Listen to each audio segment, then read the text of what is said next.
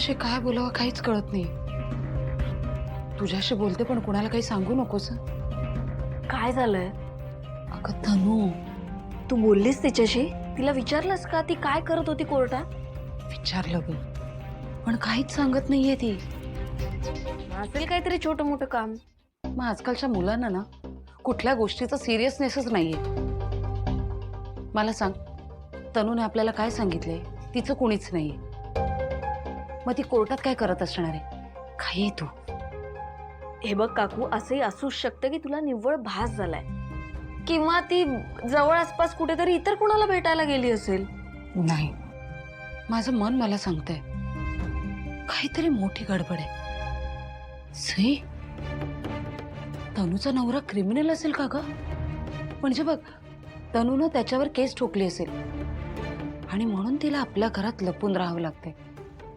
तू पाहिलंस ना कशी सावधगिरीने वागते ती. तिचा नवरा ना अट्टल गुन्हेगार असणार आहे.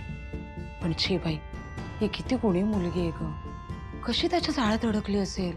काकू रिलॅक्स, तू ना राईचा पर्वत करतेस. एवढं टेन्शन घ्यायचं काहीच कारण नाहीये. मला वाटतं थोड्या दिवसात तीच स्वतःहून ओपन अप होईल आणि आपल्याला जे काय असेल ते सांगेल. आणि काय ग, काय कोर्टात जाणारी प्रत्येक व्यक्ती गुन्हेगारच असते का? आता आपला विषयच नको हा. आता ऐक माझं तू, आणि पेशन्स ठेव, काही टेन्शन घेऊ नकोस. तर तू आधीपासूनच घरात तमाशे करायला सुरुवात केली असती, म्हणून सांगितलं नाही. तू तर तिसरंच केलं. नाही, आता चूक झाली आहे ती मान्य देखील करायला तयार नाहीयेस. का मान्य करायचं मी? का मान्य करायचं? माझ्याकडून कोणतीही चूक झालेली नाहीये. मी जे काही केलं ते काळे पाटील घराण्याची अब्रू वाचावी म्हणून केलं. समजलं? बघितलंस ना, बघितलंस त्याचे परिणाम काय झाले? इज्जत वाचायच्या ऐवजी चव्हाट्यावर आले. आणि आता तर माझ्याशी वाद घालतेस. मग आई तुझ्यासमोर हात टेकले.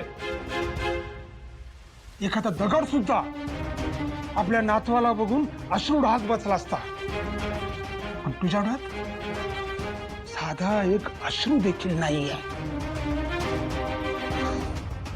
माझी चूक झाली. उगाच उगाच तुझ्याशी बोलायला इथवर आलो.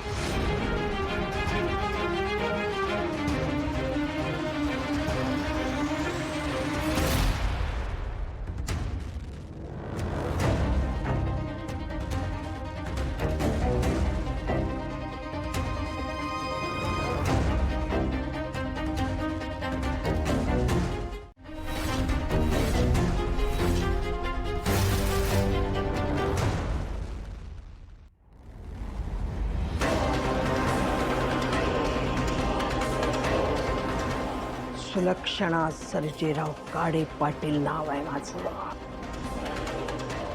माझी चूक झाली म्हणून अश्रू ढाळत नाही बसणार मी. प्रायश्चित्त करून घेणार मी. प्रायश्चित्त.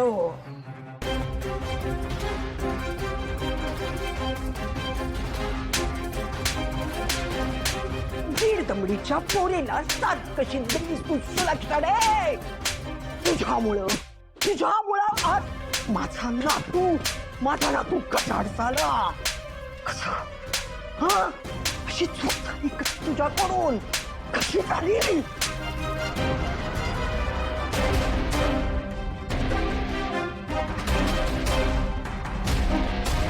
भावना, अगं तुझ्या आयुष्यात येणाऱ्या माणसांचं काहीतरी बरं वाईट होतं हे खोटं नाहीये. तुझ्या आधीच्या होणाऱ्या नवऱ्याचा अपघात झाला आणि इथे माझ्या मुलाला मी गजाआड गेलेलं बघून जिवंतपणेच मेले. भावना, अगं तिथे सिद्धूचं काय होत असेल? काकू प्लीज, तुम्ही असं काहीतरी बोलू नका. मी आई मानते तुम्हाला.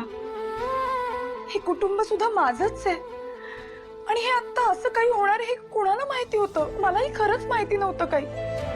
तुम्ही हवं तर चिडा, रागवा मला, चालेल, मला काहीही बोला, पण असं सगळं संपल्यासारखं नका ना बोलू. नाही भावना, मी नाही चिडलीये तुझ्यावर. मी तुला सून मानते ना, मुलगी मानलंय मी, तुला स्वीकारलंय. भावना, आपण जेव्हा एखाद्याला मनापासून स्वीकारतो ना, तेव्हा त्याच्या गुणदोषांसकट स्वीकारतो. पण तुला स्वीकारताना तुझ्या सोबतच्या इतर गोष्टी स्वीकाराव्या लागतात ना, त्या स्वीकारण्याची तयारी नाहीये माझी. माझ्यात तेवढी ताकदच नाहीये. काय दिसलं का खरं रूप? म्हणजे कुणाचं? कोणाचं काय कोणाचं? दळवींच्या जावई बापूंचं. हा?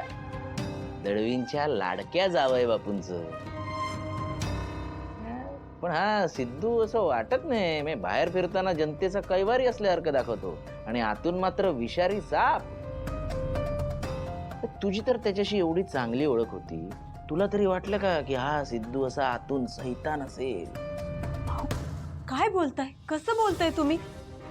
विषारी साप काय, सैतान काय? अहो, त्याच्या हातून अपघात झालाय. तो काय कुणाच्याही हातून होऊ शकतो ना. हे सामान्य माणसाच्या हातून होतो ना तो अपघात, राजकारण्यांच्या हातून होतो तो खून, कोल्ड ब्लडेड मर्डर. इंग्लिश येते, तुला नाही कळणार, कळलं ना? जाऊ दे. मला आता अजून हे कळत नाहीये की भावना अजून त्या गाडे पाटलांच्या घरी कशी काय राहते. हो का? मग एवढंच तुम्हाला वाटतंय ना बहिणीबद्दल, तर तिला घेऊन या ना माहेरी. सिद्धू परत आला की जा म्हणावं. नाही नाही, कशाला उगाच.